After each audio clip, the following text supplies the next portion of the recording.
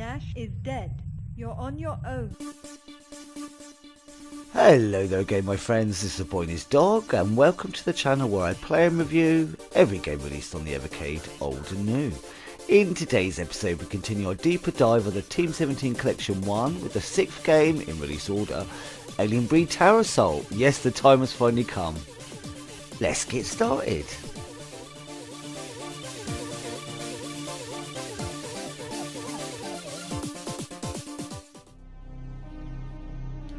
Alien Breed Tower Assault is a top-down action game for 1 or 2 players simultaneously, developed by Team 17 and released on the Amiga in 1994. And I will admit, it's a damn shame it's not the CD32 version, as the FMV opening is something to behold. Nash is dead. You're on your own. Operational. The improvements to the previous versions of the game are huge. No longer are you trapped on a linear path, now you can choose which route to take through the game. There are 7 towers in all to explore, but you don't have to see it all.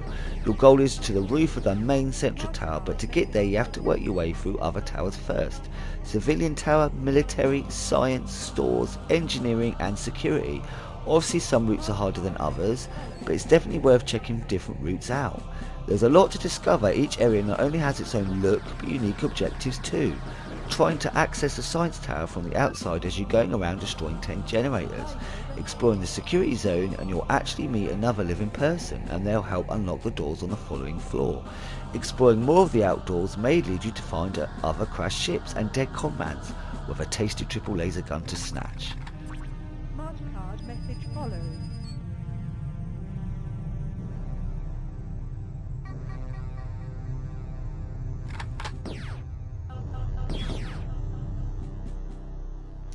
When you first start out though, I would suggest, after scouring the first edge of everything including an extra life in the bottom left corner, to aim for the middle top exit. This takes you to Civilian 1. It's here where you see they've really gone for it visually compared to previous entries. We now see corpses scattered around the floor, TVs, desks, toilets, hospital wings with beds filled with the dead.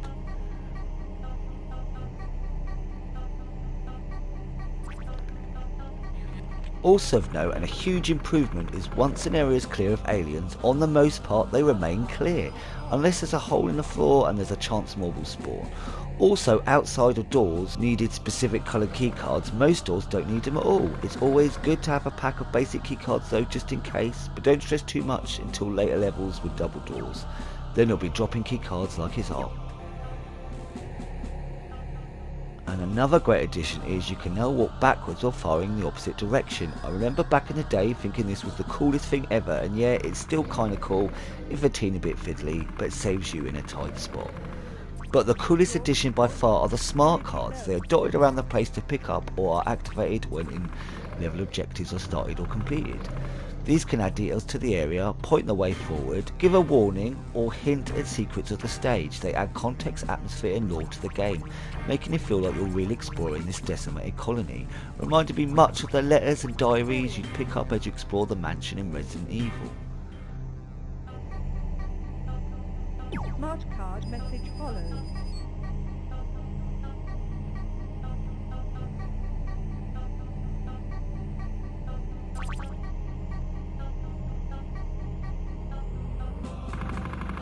Mission complete. After completing 2 relatively easy floors in the civilian tower, you get to move to the stores.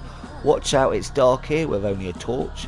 You need to be prepared. At least light armour would be very beneficial along with a powered up weapon. The aliens are tough here and they keep coming from holes in the ground. The stores are totally worth the trip however. Both this and the following floor hold vaults full of extra lives and more money than you've ever seen. You won't be able to spend the credits until you reach engineering, but once you get there you have enough for a fully powered up version of the best weapon in the game and enough left over to purchase full strength armour. And my goodness, will you need them. Tech network online.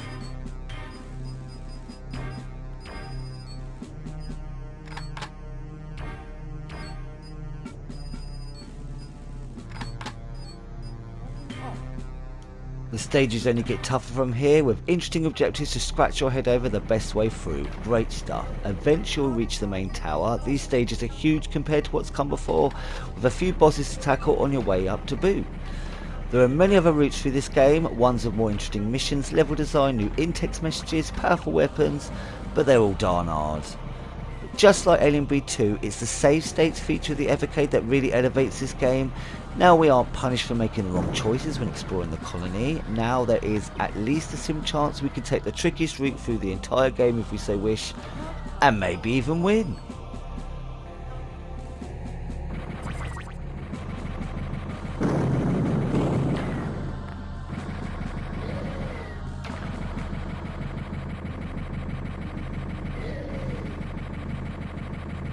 Mission complete.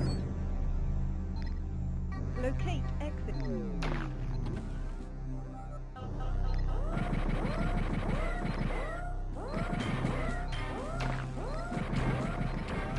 Do I think this game is worth the price of the cart alone? Fuck yeah, with bells on. Not only is it easily the best Alien Breed they've ever made before or since, it's the best game by Team 17, and it's also one of the best Amiga games. And so, almost by default, one of the best games on the Evercade. Originally I thought this game would be a nostalgia trap, but it isn't just that. The game has aged remarkably well. The replayability, if you're into it, is off the charts. I am so happy this game has lived up to my memories, if not slightly exceeded my expectations, as with the wondrous addition of save states, I've seen even more of this game than I ever thought possible back in the day. There's just so much to it. After Terror Assault, we got 2 Doom-style Alien Breed games, and years later, a not half bad trilogy during the PS3 era, but this is Alien Breed at its absolute best.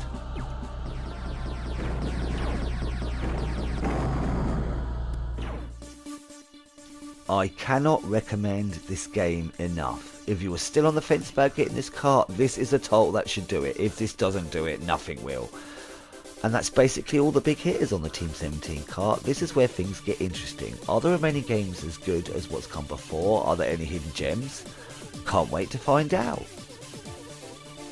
And if you've made it here to the end of the video, thanks ever so much for joining me. Leave a thumbs up or comment if you'd like. Either way, I'm just chuffed you poked your head in to take a gander. As always, I hope you're having an awesome day, my friends. And until next time, be seeing you.